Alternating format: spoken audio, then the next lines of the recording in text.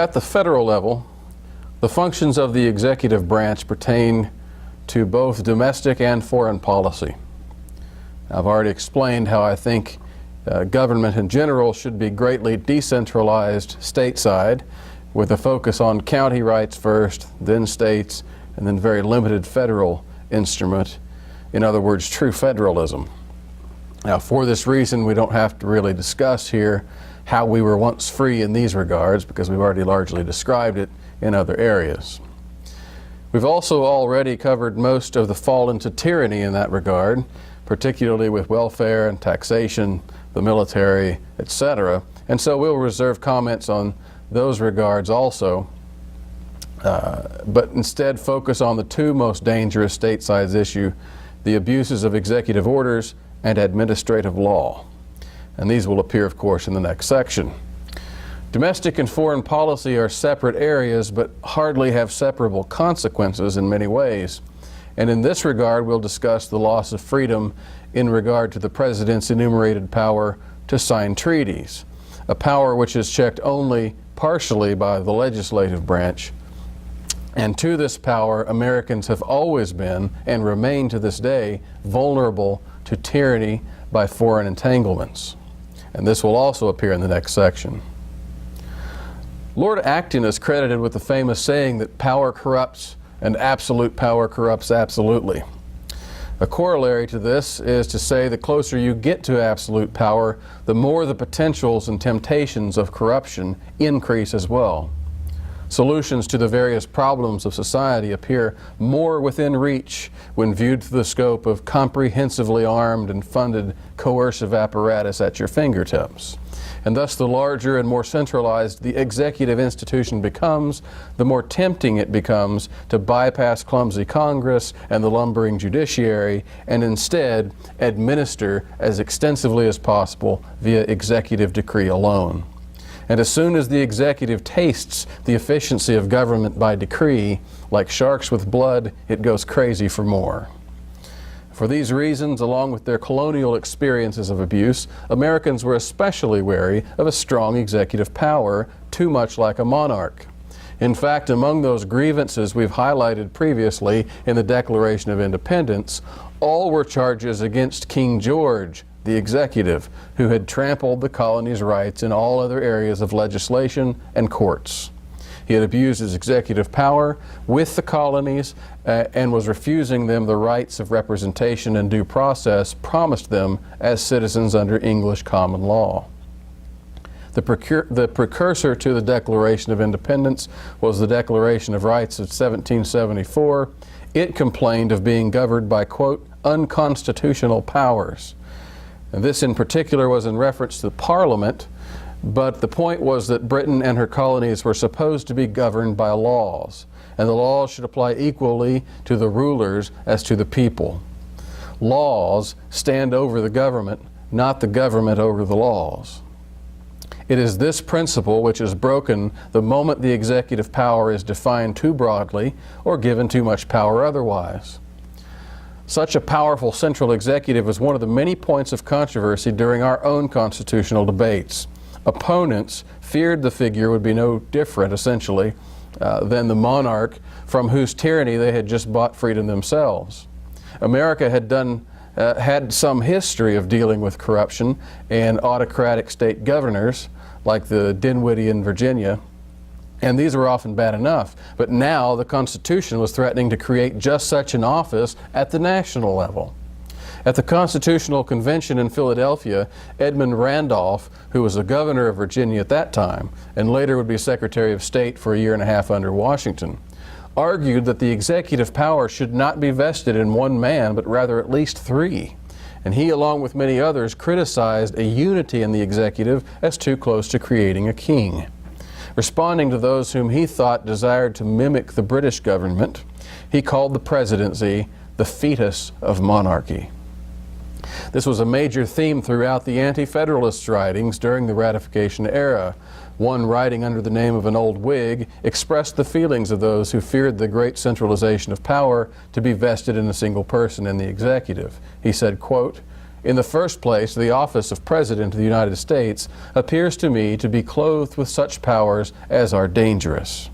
To be the fountain of all honors in the United States, Commander-in-Chief of the Army, Navy, and Militia, with the power of making treaties and granting pardons, and to be vested with an authority to put a negative upon all laws, unless 2/3 of both houses shall persist in enacting it, and put their names down upon calling the yeas and nays for that purpose, is in reality to be a king, as much a king as the King of Great Britain.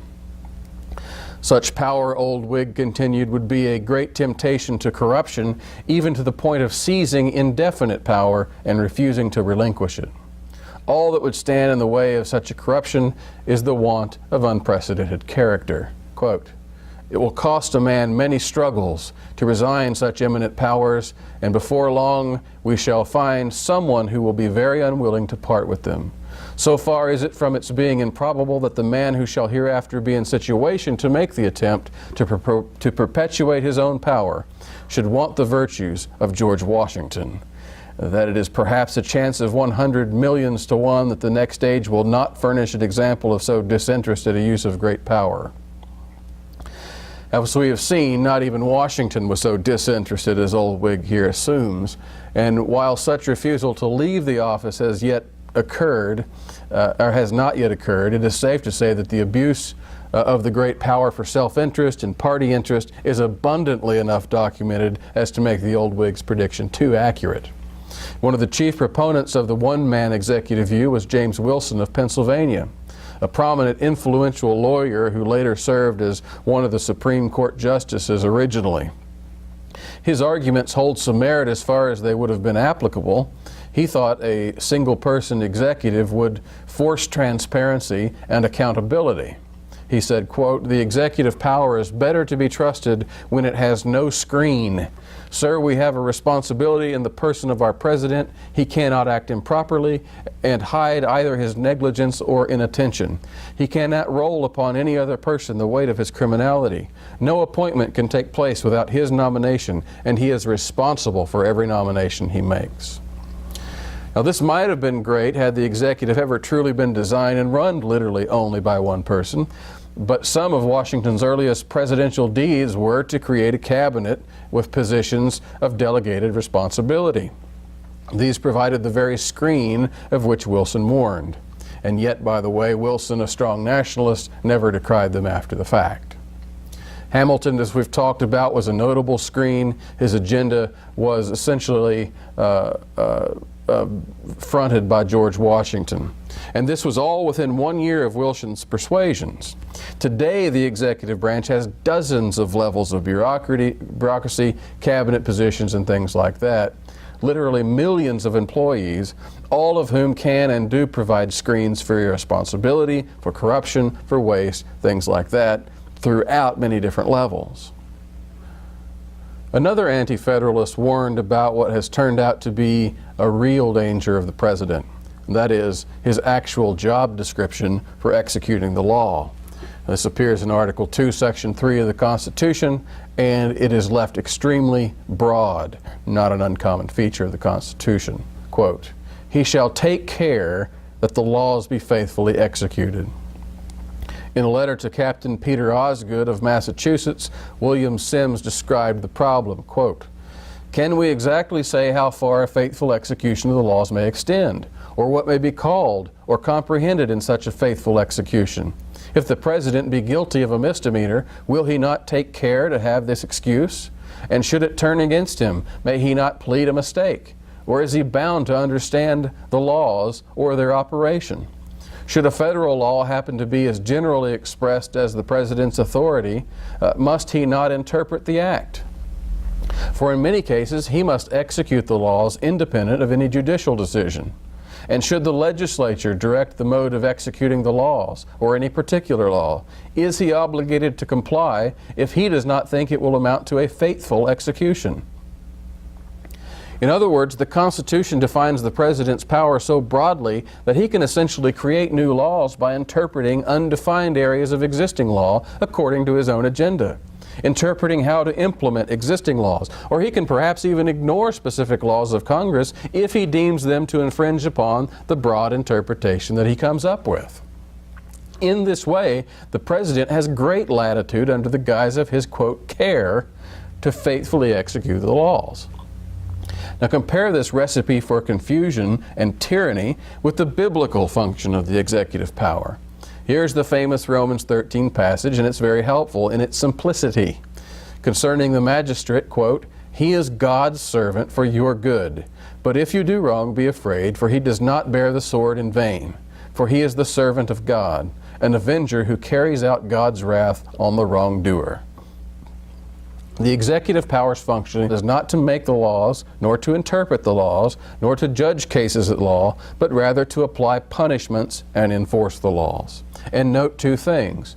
First, the making of laws must be already established before enforcement can legitimately be done. There must never be a time in which the executive feels free to create laws itself and then enforce those laws.